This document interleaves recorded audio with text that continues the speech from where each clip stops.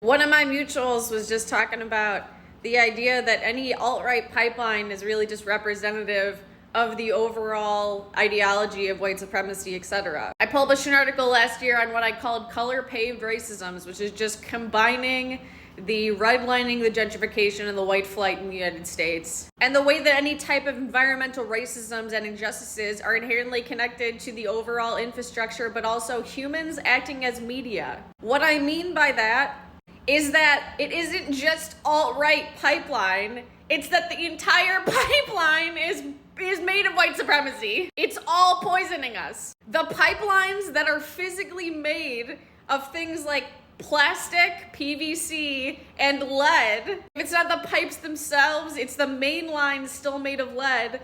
Google in your area what your pipes are made of. I can assure you, because the vast majority of the United States pipelines are still in some form touching lead.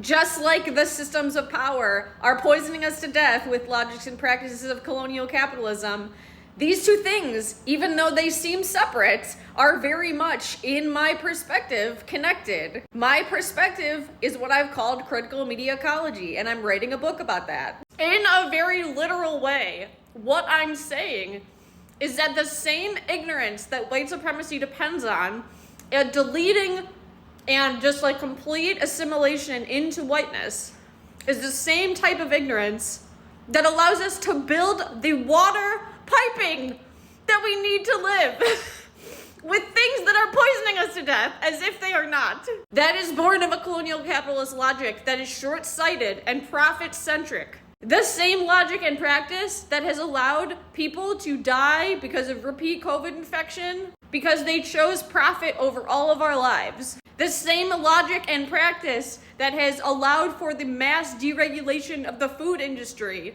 because only a short-sighted, profit-centric system could possibly rationalize the 50 years of deregulation that has led to mass listeria, E. coli, and all other fucking salmonella and bird flu shit we're seeing today. It's not a fucking coincidence that the same people that have been educated into specialized logics that are killing us because they are not good enough by themselves despite offering benefits in a very limited perspective without the ecological knowledge of what we actually need to survive. There is no world in which we survive continuing this way.